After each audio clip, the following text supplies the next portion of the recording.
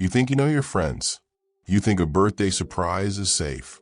But what if the smile that hugs you is the last face you'll ever see? In Bloomington, Indiana, in 1994, Kayla Orton left for what should have been a small, funny surprise, and never came home.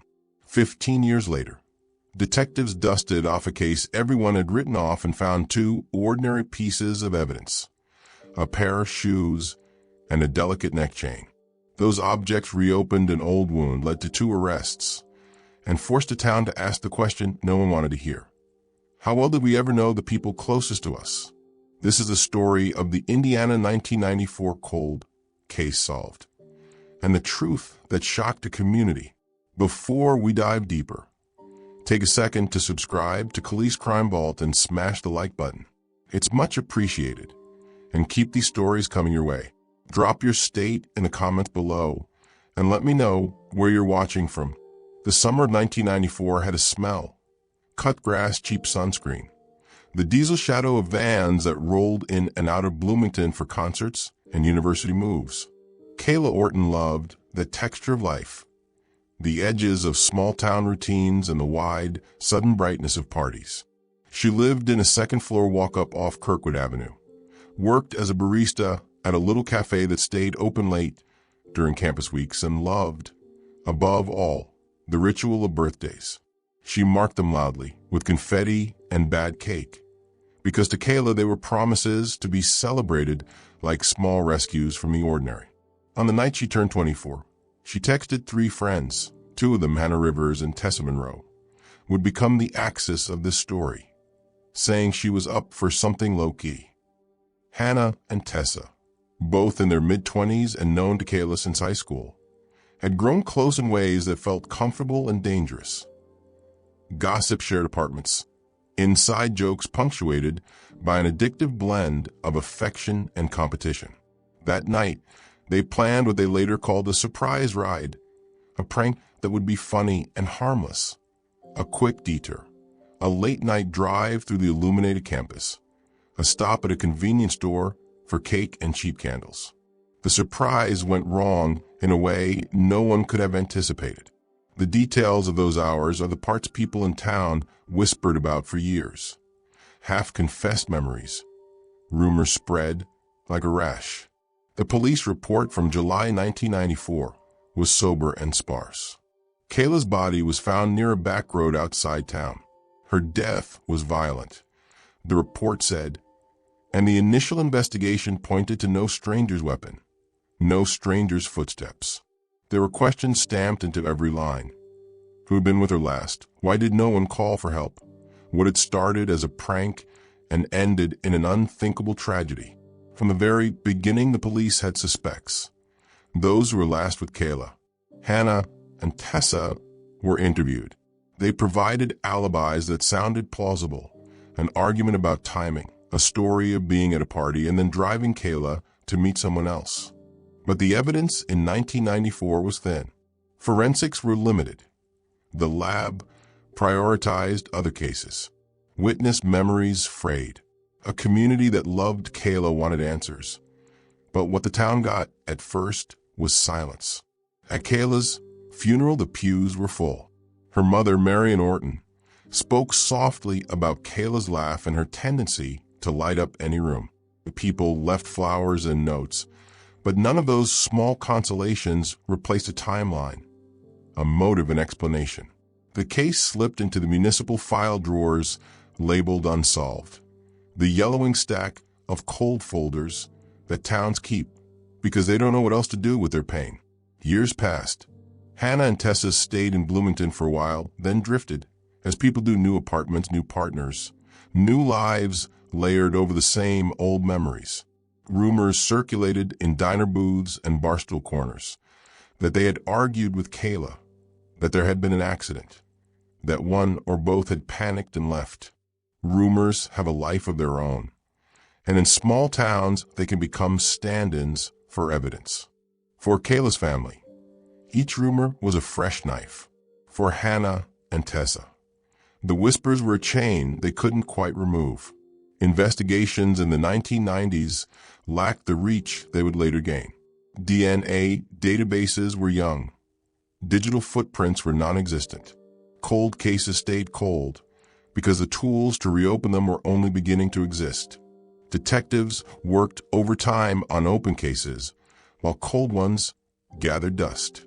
Then in 2009, a new cold case unit was formed at the county level. A small team of detectives brought together with funding from a state initiative to re-examine unsolved homicides. They approached old files with fresh eyes and new technologies. Where once a bodily sample had been left unanalyzed, now it could be tested with techniques that made previously invisible links visible.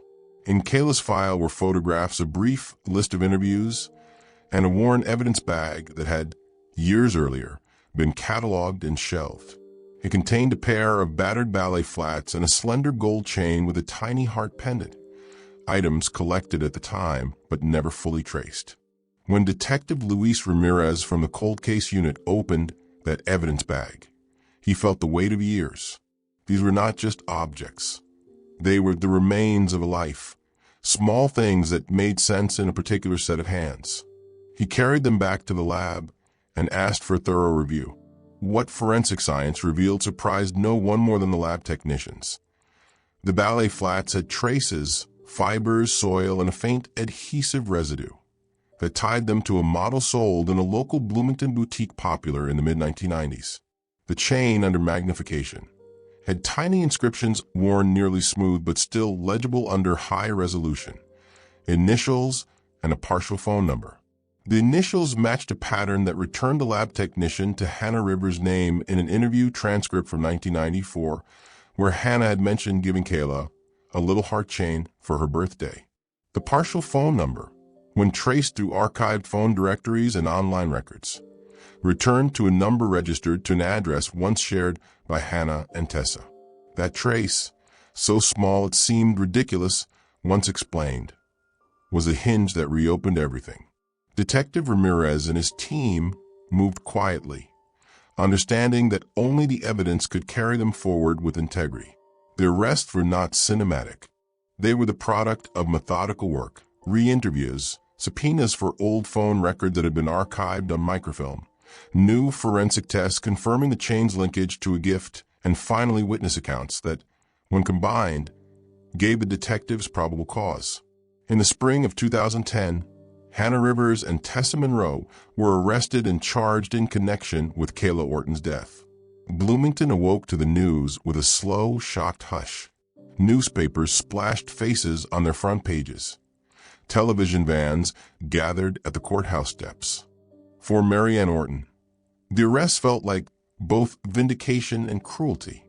At last, legal recognition of her daughter's death as deliberate and prosecutable. But also, the reopening of a wound that had hardened in a brittle, fossilized way.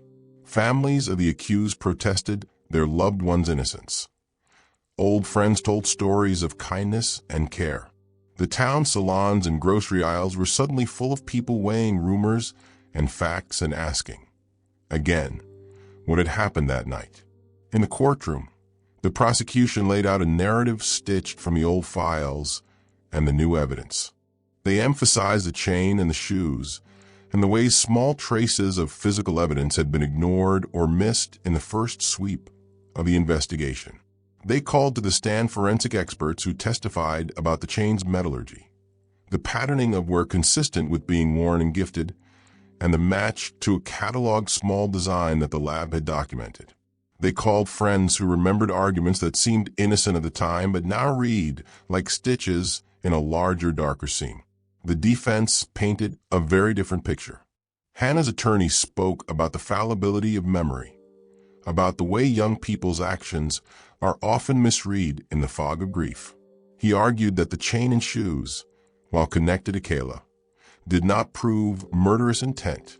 He called character witnesses former teachers, coworkers, people who remembered Hannah teaching Kayla to braid her hair or seeking her out for comfort. What complicated the trial most were the testimonies that arrived like ghosts from the past.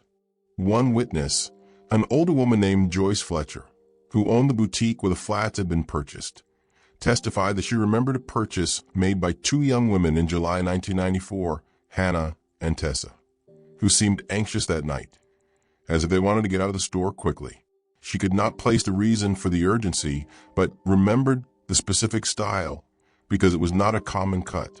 Another witness, a roommate from 1994, came forward with a story she'd kept private for years. Late that night, she'd received a call from someone in a voice that trembled, someone asking for help, but then apologizing and saying it was nothing. Those testimonies were not confessions.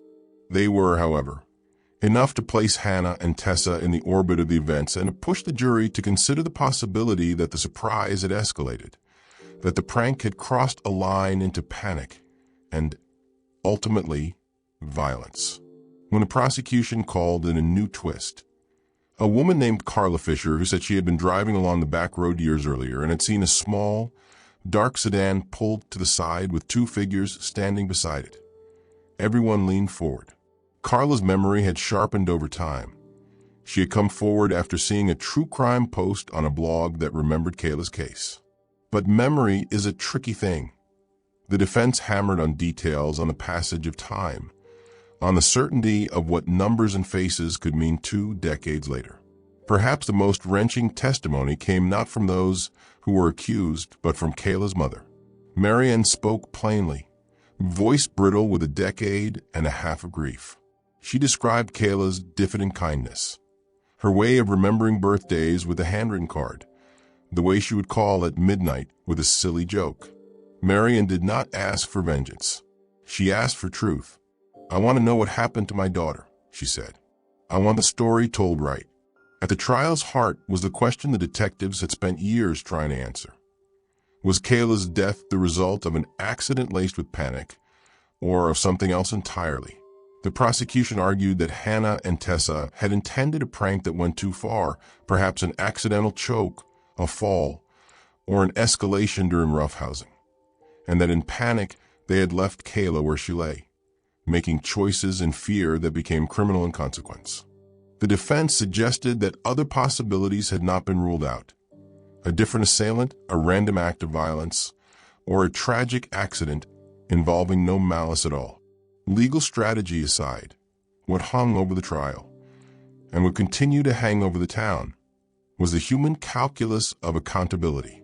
The arrest and trial forced people to reckon with a truth that seldom sits cleanly in our narratives.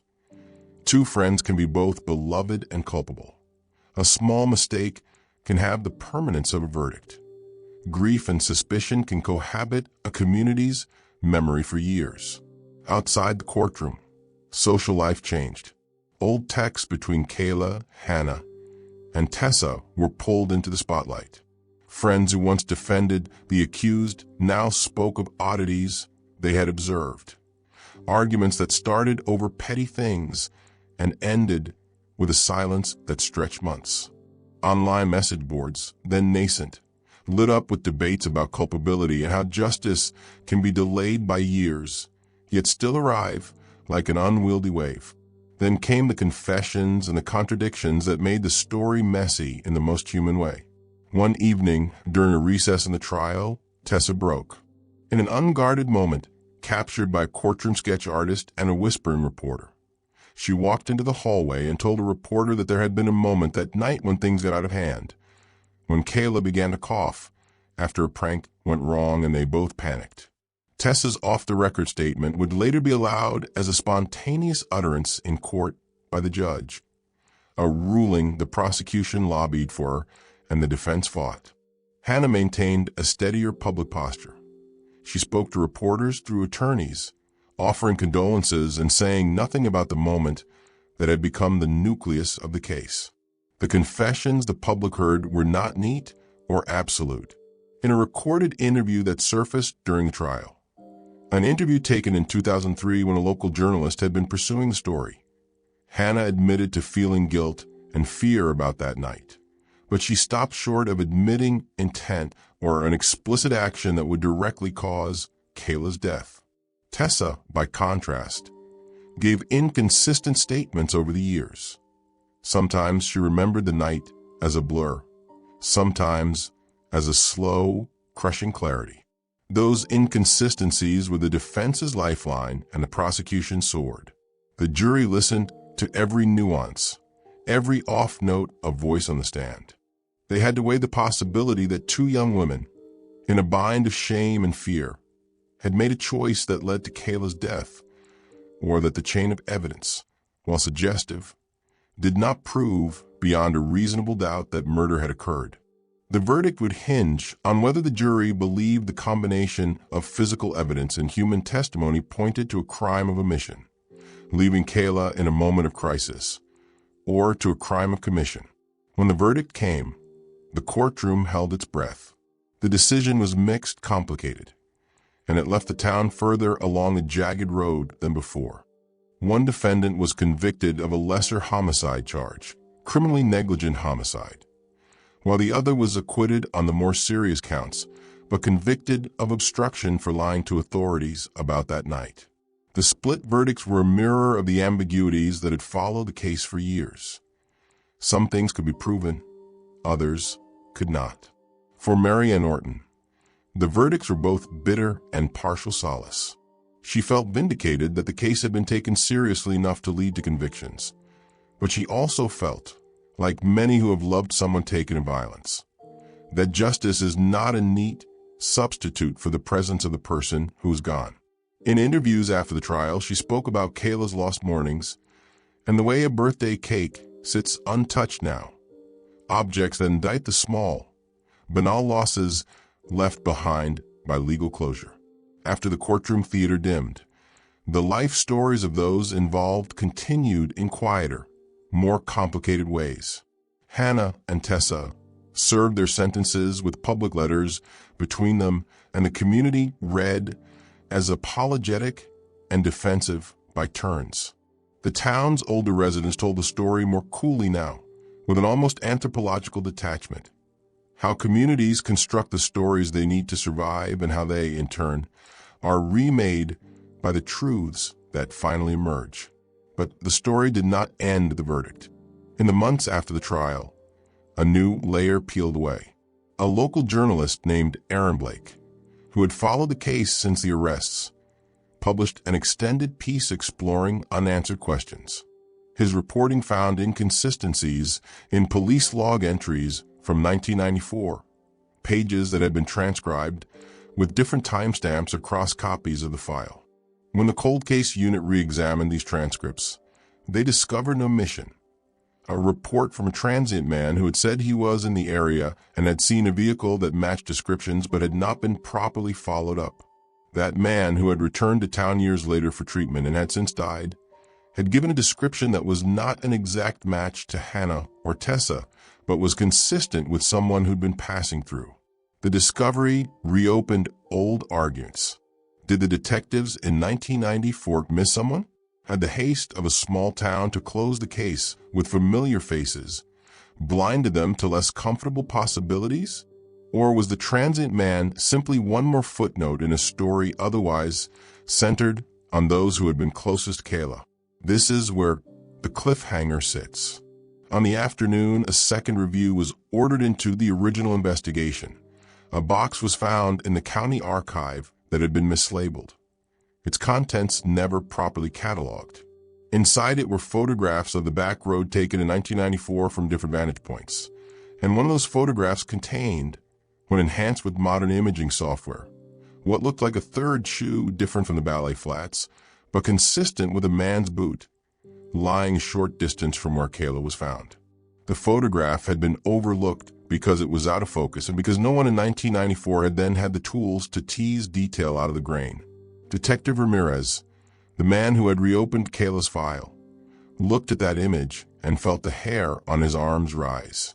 He called in analysts. They compared shoe patterns, transmission logs, and old photos from town parking lots.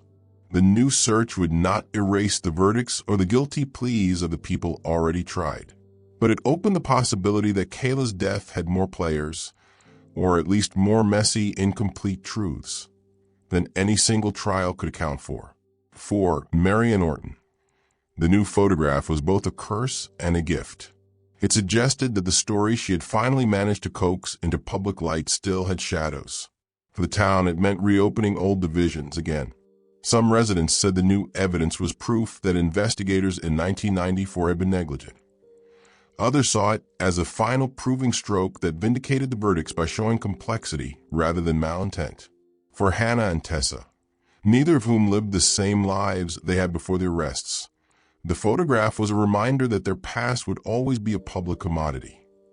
Grist for journalism, for neighbors' gossip, for history. The Indiana 1994 cold case solved was, in truth, never a single solved thing. It became a constellation of small revelations, a chain with initials, a pair of shoes with a store receipt, a witness who finally spoke, a photograph enhanced by a technology that did not exist in 1994. Each piece of evidence shifted the story's angle just enough to keep the town awake to the idea that truth is composite and that time can both harden and soften memory. Most of all, the case showed how fragile the boundary is between ordinary life and disaster. Friends who laugh together can cross a line together. Panic can create decisions that haunt people for decades. And justice, when it arrives many years late, is not always tidy. It asks communities to sit with ambiguity, to accept partial answers, to keep some questions open, to care for those who remain. The documentary cameras that later came to Bloomington recorded small things. Kayla's favorite mug in Marianne's cupboard, the faded invitation cards from past birthdays, Hannah's apology letters smudged with tears. They recorded the town's slow attempts at reconciliation. Volunteers building a small memorial garden on the edge of town, an annual birthday walk in Kayla's name that drew both family and strangers. They recorded the human cost of justice delayed, how people piece their days back together, with new rituals, new caution, and a deeper suspicion of how fragile familiarity can be. And then there is the human ache that refuses closure. On a late summer evening, Marianne Orton sat under a backyard lamp and read the old card Kayla had written her years earlier. "Happy birthday, Mom." The card said in Kayla's cheerful scrawl. Marianne touched the letters as if they might still hold heat. "I tell people the case is solved," she said softly, "but the hollowness is still there. You don't get your daughter back because the courtroom writes the last line." If there is a larger moral to this story, it is that the truth often arrives in increments and that those increments change lives in ways that are rarely symmetrical. The Indiana 1994 cold case solved is not the end of sorrow in Bloomington, nor is it a clean victory. It is a messy reconciliation of evidence, memory, and accountability. A reminder that the people we love can surprise us and that their surprises can sometimes be devastating. The final unanswered question now hangs over the town like a weathered banner. Who left that boot behind on the back road? And why did it take 15 years for anyone to find its imprint? As Detective Ramirez packs away the last file for now, he keeps a copy of that newly enhanced photograph on his desk. He looks at it and thinks about the night Kayla vanished, the small human decisions that become the stuff of crime. And he understands that solving a case is not always a matter of finality. Sometimes it is about committing again and again to the work of remembering and to the stubborn search for detail until it yields up another thread. There will be more interviews, more enhancements, perhaps a reopening of evidence that changes what the town believes. For now, in the gentle dusk of Bloomington, Kayla's bakery coffee mug sits in a kitchen window, catching the light. The town has a verdict, but not complete catharsis. It has names and convictions, and still, in the hush of late nights, the unsaid linger. The reasons, the precise sequence, the motive that might never be entirely disclosed. Detective Luis Ramirez kept the enhanced photograph on his desk the way some people keep a prayer card. Folded edges thumb-worn, a small rectangle of grainy black and white that had been made new with pixel-by-pixel attention and modern software. He stared at it between case files and unpaid invoices, at the faint out-of-focus smear that had become, over months of work, the most vital clue in a 15-year-old mystery. That smear had whispered of a boot wear for 15 years. The story had only ever admitted to ballet flats and a fragile necklace. The boot suggested company. The boot suggested there had been more people on that back road than the town had allowed itself to imagine. When Ramirez and his team first began to reopen Kayla's case, they had expected some tidy cleanup. New lab techniques, a few added pages of context, perhaps a reconstructed timeline that patched hole. They did not expect the case to unspool like a spool of old thread that, when tugged, revealed knots and tangles far beyond what any one person could see. Yet that was the work of cold cases, unearthing the small things no one had had the tools to read before, and finding that those things were connected to lives of power and influence.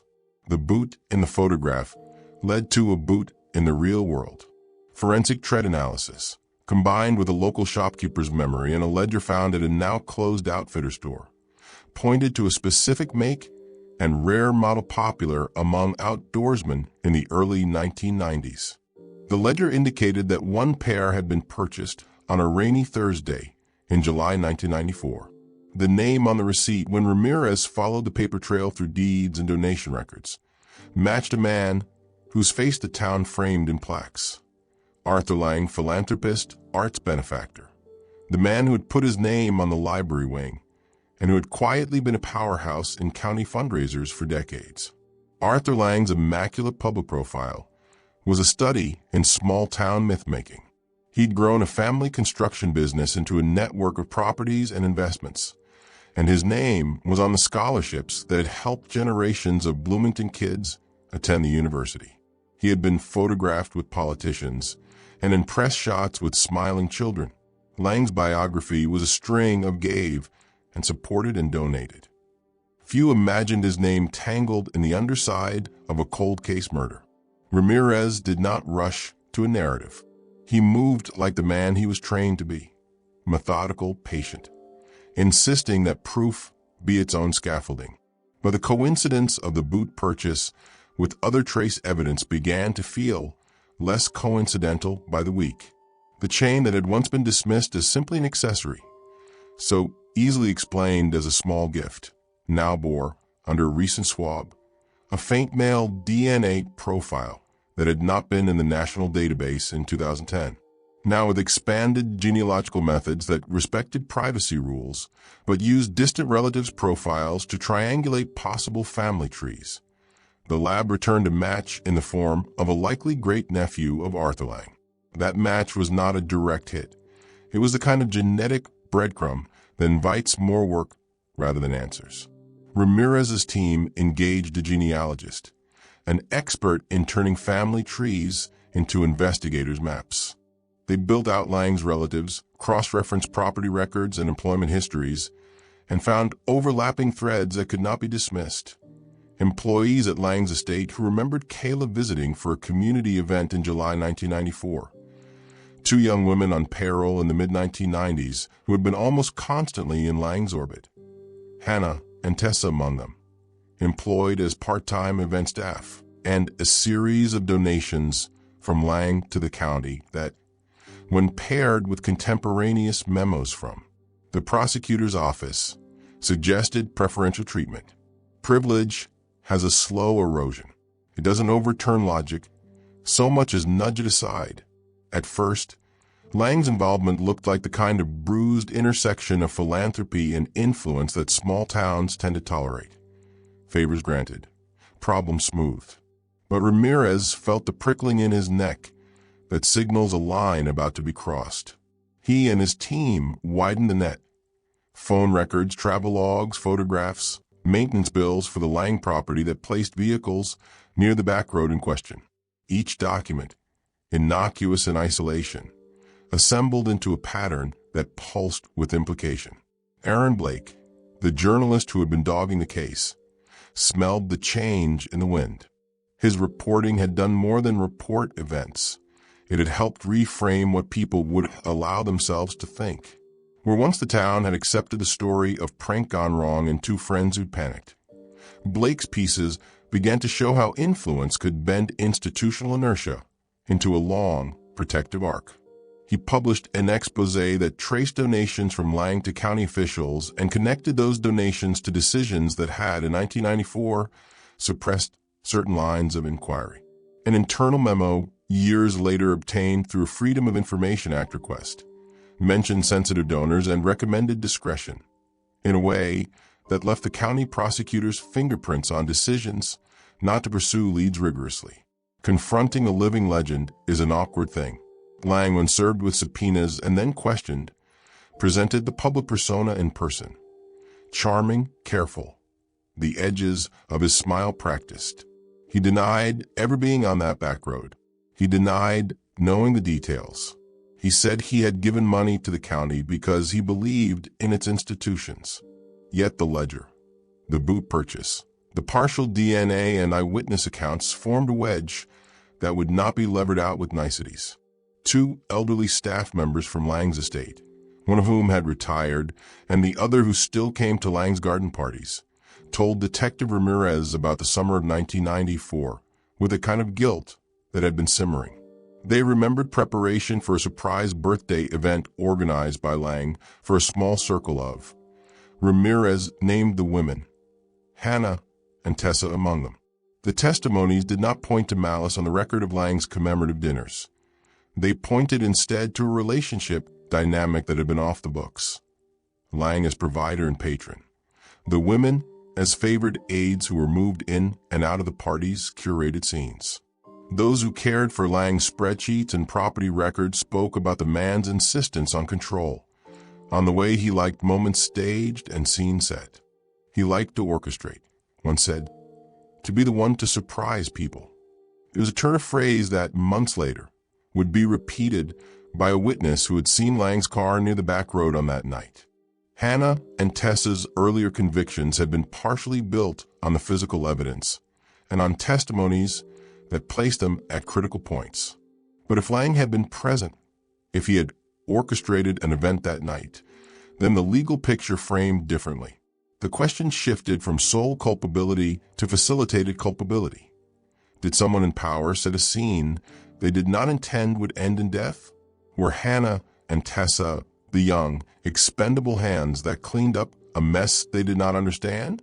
Or had their panic been enabled by someone who knew how to manipulate both people and institutions? The town's reaction was a map of human contradiction.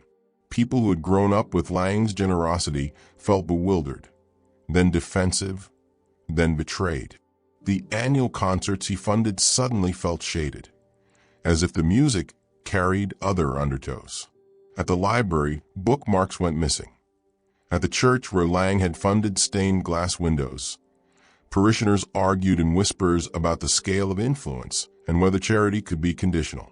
In the diner, where older residents had once praised Lang at noon counters over coffee, conversations turned to circumstantial evidence and the discomfort of discovering that a side of a person's life can be kept in shadow.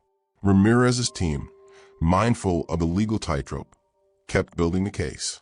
The genealogical hint had opened one door. Old phone records, cross-referenced with new digital logs, cracked another. A county payroll sheet misfiled and long forgotten placed Lang's estate vehicle in parts of town at certain hours. A maintenance log showed that the estate's garage door had been left open the night of July 16, 1994, an anomaly recorded by a young groundskeeper who, decades later, recalled something odd. A car cleaning, a hurried conversation, a small kit of first aid supplies that Lang had told employees to keep available for minor scrapes during events. Evidence piled in patterns that were not in themselves conclusive, but they were persuasive enough to obtain warrants. Lang's properties were searched. Old boxes were cataloged. A safe forgotten behind boxes of gala invitations yielded a brittle notebook in which Lang had kept a kind of private ledger of events. Small sketches, seating lists, names circled with little notes. One page, almost illegible from years of handling and a coffee stain, contained a scrawl. KO. Surprise, okay. H&T road stop. Keep quiet. Ramirez photographed it and felt the air lose a degree of oxygen. Lang retained lawyers who pushed back with forceful denials and procedural delays. He appeared in public statements that read like excerpts from a life edited for press releases. I loved Bloomington, he said. I supported it because I believed in it. He denied any wrongdoing.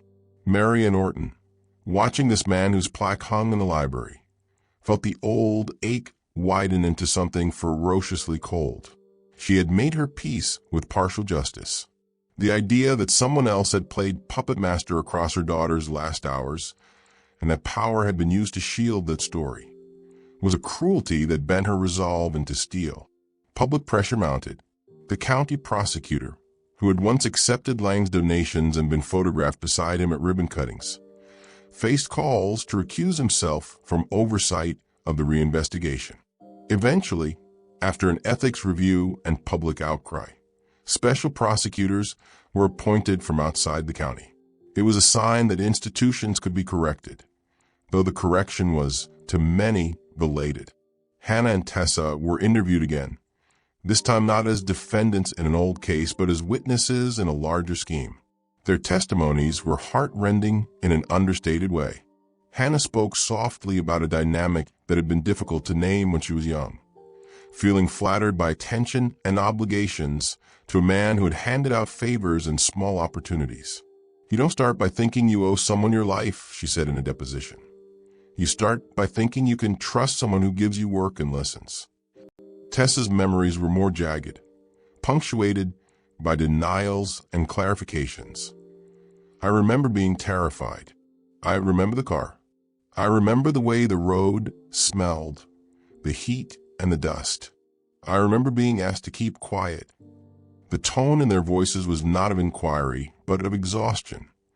People who had spent years trying to survive a narrative that didn't fit what they had felt in their bones. The turning point was not a single piece of evidence, but a convergence. The boot trace, the ledger note in Lang's hand, the estate employee's account, and a quiet neighbor's report of seeing two young women, Hannah and Tessa, arrive at the back road with a man. What the neighbor described had never been disclosed in 1994, because the neighbor had feared retaliation from a man whose name carried weight. Now, with new protections and a climate less tolerant of silence, the neighbor agreed to testify. The courtroom scenes that followed were less about forensic science and more about how power gets enforced. Lang's lawyers fought to keep much of the new testimony out, arguing that memories decayed and that the passage of time made recollections unreliable. The prosecution argued that the pattern of behavior, Lang's documented control over events, his employees' testimony, the ledger, showed a cultivated environment where favors were normalized and where young people could be pressured into acting against their better judgment. In the gallery sat Marianne, her face a map of small lines and a quiet fury that resisted spectacle. She watched as years of institutional inertia were tied into the cords of evidence, each link a small, uncomfortable fact about the ways people in power can shelter their missteps. She had, after all, come to understand that the story of her daughter's death could no longer be held in a single phrase: accident or prank or negligence. It had become a story that showed how the architecture of privilege can create accidents and then protect itself from their consequences. The judge allowed a great deal of testimony into the record.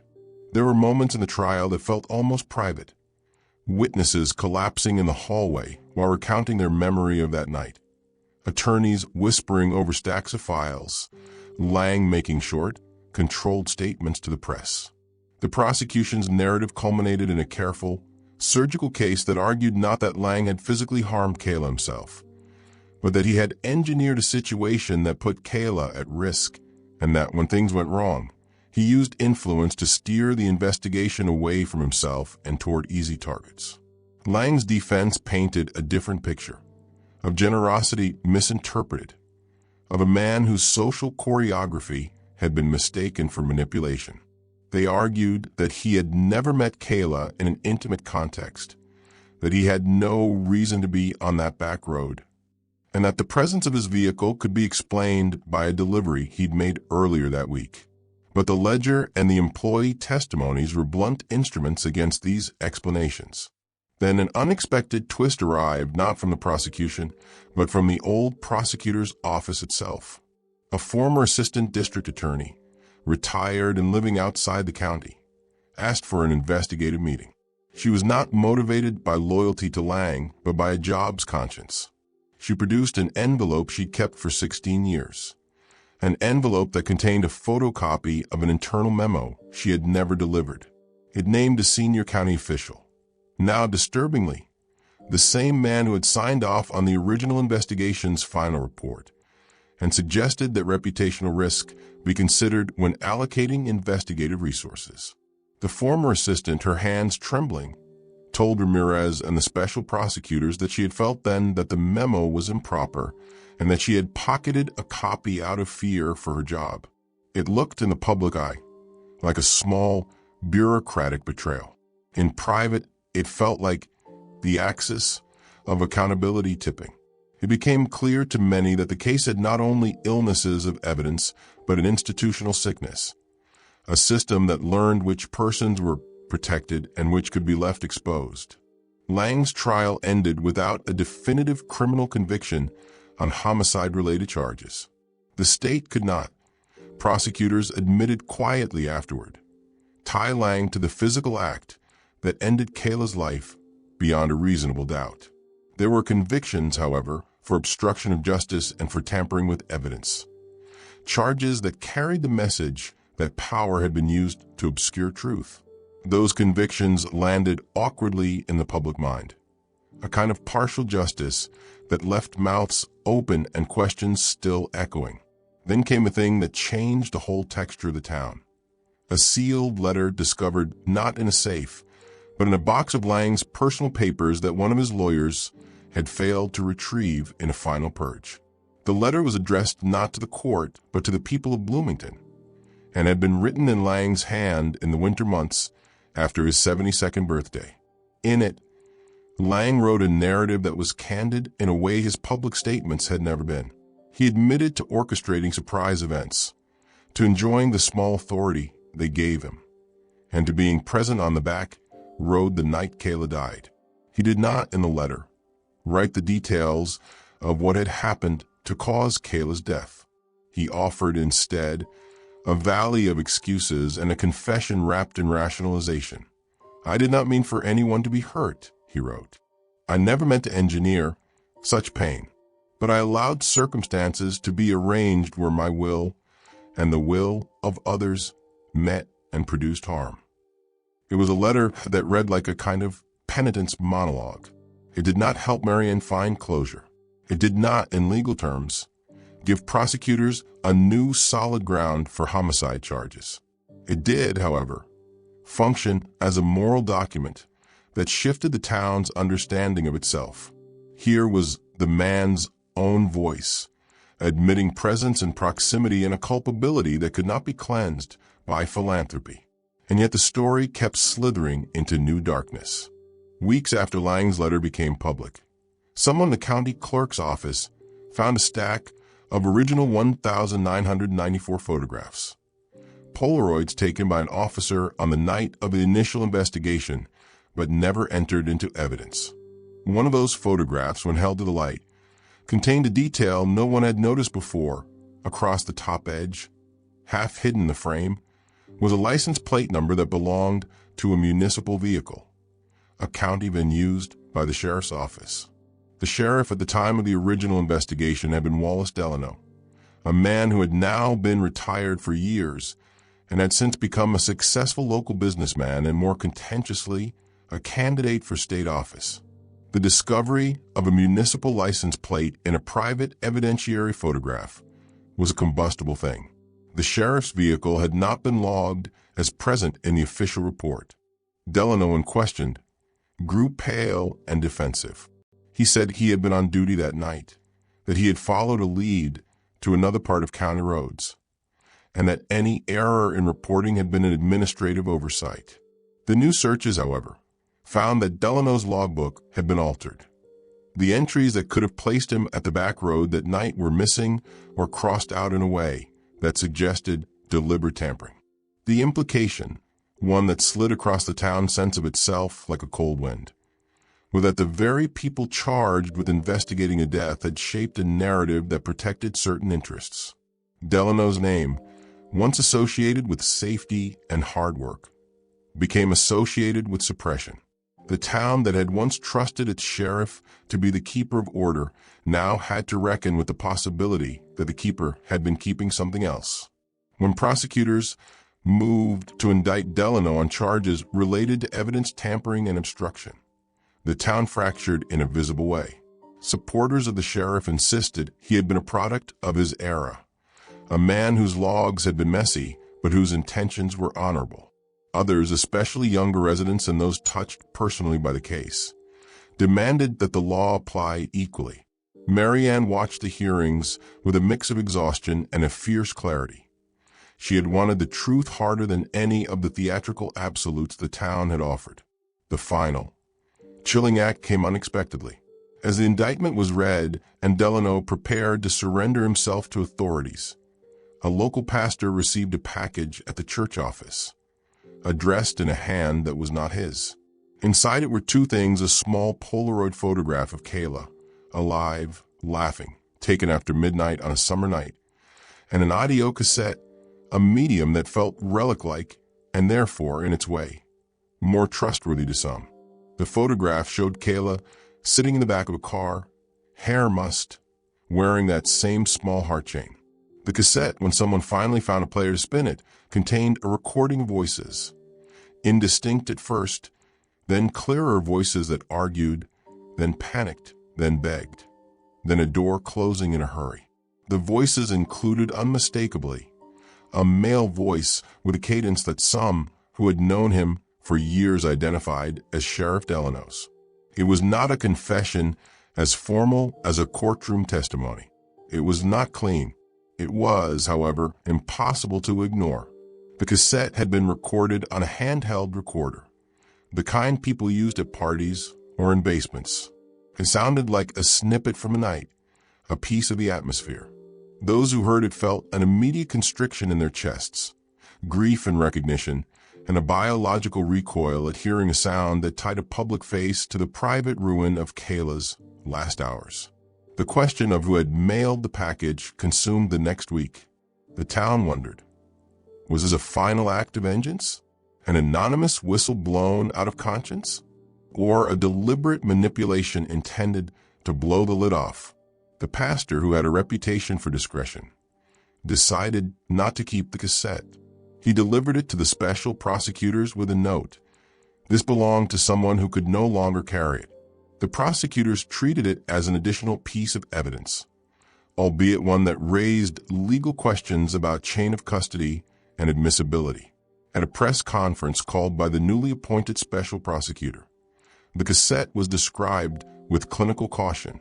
"We are treating this as corroborative material," the prosecutor said. "The audio requires verification and expert analysis." That was a way of saying that the file could not, by itself, convict anyone.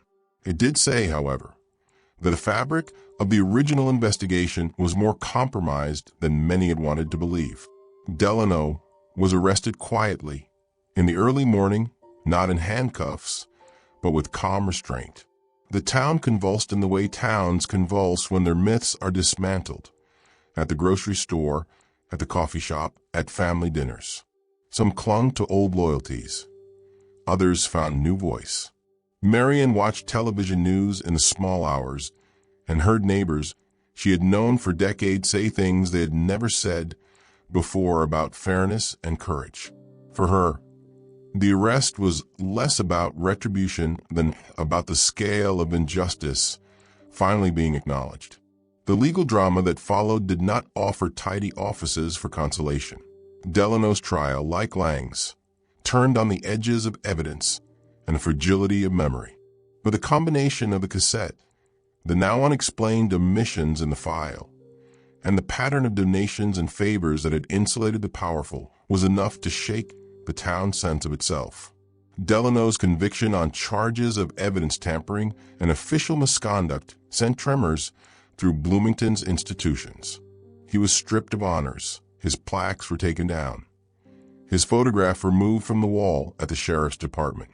And yet, even as the county felt itself shifting toward a new reckonings, the ending arrived in the form no one in the community had expected. A small, unaddressed envelope delivered anonymously to Marianne Orton's mailbox one evening in early spring. She opened it with the same care she had used when she read her daughter's old letters. Inside was a single item, the small heart pendant that had once belonged to Kayla, the one that had been in evidence for 15 years, the one that had, by some account, started the trail of discovery. Attached to it was a note, written in a hand Marianne did not recognize. The note read, "Truth travels slowly. Some people help." The pendant's return was a simple thing, a physical object carried from sealed files to a woman who had waited years for answers. The note, however, was not a peace offering. It read less like reconciliation and more like a final, cold confirmation that the town's story had gone far deeper than anyone wanted to admit. It suggested there were still people who knew how to move evidence in the shadowed places where institutions staggered. It suggested that not all choices had been visible. Marianne held the charm between her fingers and felt for a moment the hollowing out of a long season of anger mixed with relief. The pendant meant closure in one small way. The item had been found and returned. But it also reminded her that some truths in Bloomington had always been complicated, by who could keep a secret and who could not. In the weeks that followed, the town reorganized itself into a new narrative, a community that had been both wounded and instructed. The library held a forum on ethics in public office. The school invited Aaron Blake to speak about the role of journalism in an accountable society.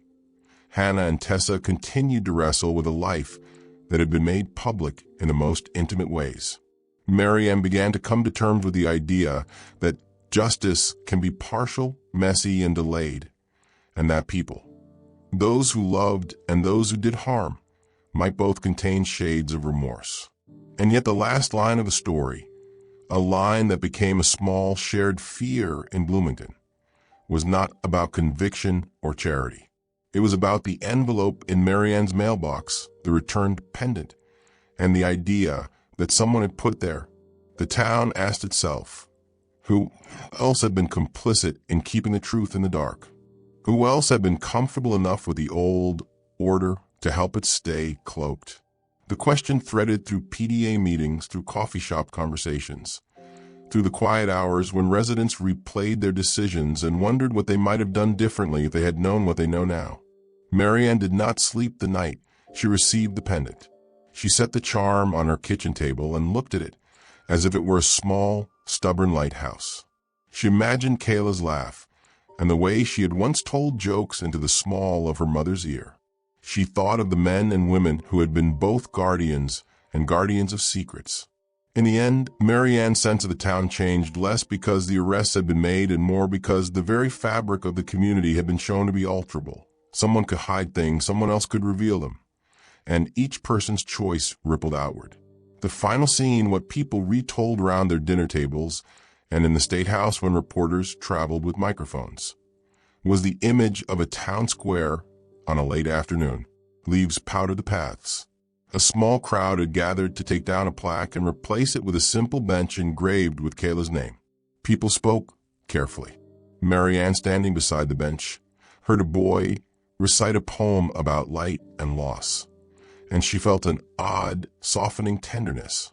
When the crowd dispersed, she walked to the bench and sat. The pendant, her daughter's pendant, glinted in the late sun. A young woman approached the bench, hesitated, and then sat at the other end. She had the look of someone who had been both broken and remade by the town's confrontation with truth. She introduced herself as Elise, a sophomore at the university who'd come because this is where we all began to see things. She told Marianne in a voice that trembled how she'd watched the trials with a kind of sick fascination and then a dawning horror at how people in power can hide in plain sight. Marianne listened, and as they spoke, she reached into her bag and pulled out the small chain. She held it out to Elise, who touched it like someone touching a relic. "Take it for your generation," Marianne said. "Keep it somewhere you'll remember that truth is a job we all do." Elise took the pendant and rested it against her palm. She looked at Marianne and said in a voice both steady and fragile, "We'll remember." Then she left. Mary Ann remained on the bench as the sun folded into the buildings and the town's ordinary noises resumed. The hum of traffic, the distant laugh from a bar, the clink of dishes in a diner. She thought of the many hands that had held her daughter's life and of the many hands that had shaped the story afterward. She thought of the men who had been taken down by the law, and of whatever others might still be hiding in the small rooms of their private histories. As twilight gathered and the town settled for the night, somewhere on the edge of Bloomington, an envelope was being composed. The hand that wrote it was careful, the script neat. It was sealed with a stamp and a small, deliberate crease, the kind of crease made by someone who knows the way to the quiet. The letter inside was brief, and its content was a cold, crystalline thing, an admission that was not a confession and a warning that was not a threat. It promised that truth, like memory, could be retrieved, sometimes in fits and starts, sometimes in scraps, and that those who listened would sometimes find their neighbors and sometimes find the worst parts of themselves. The town would wake the next morning to the flap of a new rumor at the post office, to a small imprint on the collective heart that felt like the aftertaste of something metallic. The story of Kayla Orton had been lengthened into a chronicle of a community's failures and a testament to painstaking persistence. But the last note in the file, the one the envelope carried, was a soundless exclamation. The work was not done. In the days and months that followed, people would point to the bench and say, with different tones, that justice had been served in part and that secrets had been exposed. Some would lean into reconciliation. Others would choose to harden.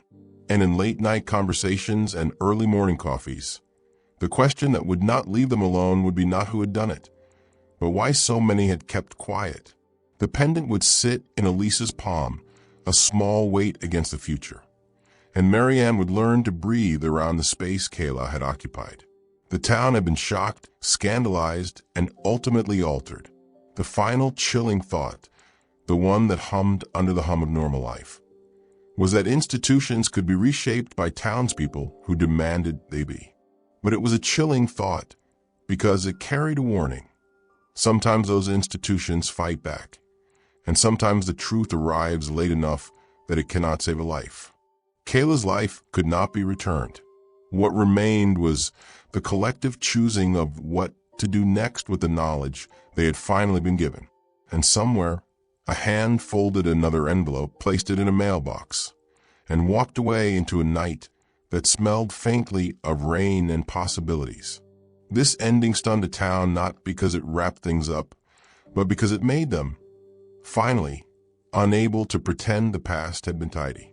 After the trials and the envelopes and the bench with Kayla's name, Bloomington did not go back to how it had been. It moved forward with the slow, uneven gait of a city, learning to carry its history differently. In the years that followed the arrest headlines and the courtroom transcripts, the town entered an era defined by three interlocking shifts: institutional reckoning, a reshaping of community memory, and a generational promise to keep asking uncomfortable questions. Institutional reckoning came first, and in fits. The sheriff's department rewrote record-keeping protocols, installed independent review panels for serious investigations, and opened new channels for anonymous reporting. The county instituted stricter rules about donations and public disclosures so that civic benefactors could no longer sit quietly beyond scrutiny. City council meetings that once attracted only the retired now had students and young parents who turned up asking direct questions. Those reforms didn't erase the past. They merely tried to make the playing field less tilted. For many residents, watching policy change was its own kind of therapy, proof that collective anger could be translated into structures that might protect someone else in the future. Second was the reshaping of memory. Where gossip had once filled the town's gaps, now there were memorials and conversations that tried instead to hold facts and feelings together. The bench became a small pilgrimage for people who wanted to understand how ordinary interactions could lead to extraordinary consequences. Kayla's mother, Mary Ann, worked quietly with local schools to create a scholarship for students studying ethics and public service. The library mounted a small archive of the case files, redacted where necessary, so researchers and citizens could read how a community handled failure and sometimes righted it. The goal wasn't to sensationalize pain, but to invite it into civic education. This was how the town learned to read itself. Third was a generational promise. Young people who had grown up with the case in the background. Students who watched the trials in dorm rooms or followed Aaron Blake's reporting online found in the story a template for engagement. They organized panels, started podcasts, and produced short documentaries that asked what accountability looked like in small towns. They were not merely fans of true crime drama. They were insistently civic-minded, seeking not the thrills of scandal but the mechanics of prevention. In classrooms, teachers used the case as a cautionary tale about power, silence, and the sometimes invisible collateral of charity. Social life changed in quieter ways, too. Friendships were recalibrated by an awareness that intimacy can hide risk. People became more likely to check in on one another without assuming that someone else's reputation guaranteed safety. Neighborhood associations formed small watch groups focused more on communication than surveillance. Networks of people who would make a phone call if a neighbor didn't show up for days, not to police each other, but to be present. The festival that Lang had once sponsored was retooled into a community day with booths for civic resources and a table where people could learn the names of local oversight boards. Still, the era was not defined solely by reform. There was an ache under the changes, a recognition that even the most rigorous policies cannot reclaim a life. Reminders of that loss were everywhere. An empty chair at a family table, a photograph that refused to become only an artifact, a birthday uncelebrated it. Mary Ann's grief remained a steady current beneath the town's attempts to be better. Collective action could alter systems, but it could not retrieve the past. There was also the lingering fear that some truths would always be partial. The pendant's return and the cassette's appearance had demonstrated that evidence can surface in unexpected ways, and that some people would keep secrets until conscience or accident made them speak. The finality the town wanted, an answer that fit neatly into a single frame, never fully arrived. Instead, residents learned to tolerate complexity, to accept that a solved case might still leave questions, that convictions could exist alongside the suspicion of broader complicity, and that history is more often revised than concluded. Public rituals helped. Annual walks in Kayla's name, community forums on ethics, and a scholarship lecture series kept the conversation alive without making a spectacle. Journalists who had once chased headlines returned to the city to ask what lasting change looked like, and were often surprised by the sincerity of the efforts they found. Students who took those classes graduated into public service and journalism with an unusual practical education, how to ask hard questions, and how to demand proof when institutions prefer silence. In some ways, Bloomington's era after the Indiana 1994 cold case solved felt like an apprenticeship in civic maturity. The town learned that acknowledging failure is the first step toward not repeating it, that memorials without policy are fragile, that public miracles like donations and scholarships need checks as much as they need gratitude. The community discovered collective patience for complicated justice, not the simplified, satisfying endings of television, but the long, sometimes bureaucratic work of reform, remembrance, and cultural change. And yet, even as policies hardened and memorials held space, there remained in the city a soft human center. People who opened their houses to each other, who sat quietly with those grieving, who refused to let the story be only scandal. That humility, small acts of bearing one another's pain, became perhaps the era's truest legacy. Bloomington did not become a perfect place overnight. It became, instead, a place with a sharper sense of itself, aware that the cost of silence can be devastating and that the repayment is not only legal but communal. The town had passed through scandal and shock, through trials and reckonings. In the quiet that followed, it made choices to legislate differently, to memorialize honestly, and to teach the next generation how to keep watch without turning to cynicism. In that, there was a kind of hopeful resolve, hard-won and human, that suggested the city would not forget Kayla or the lessons her loss had forced upon them. Before you go, make sure to hit subscribe and share, tap like, and turn on notifications. That way you'll never miss the next mystery solved cold case videos. We truly appreciate your support. Thanks for listening and watching.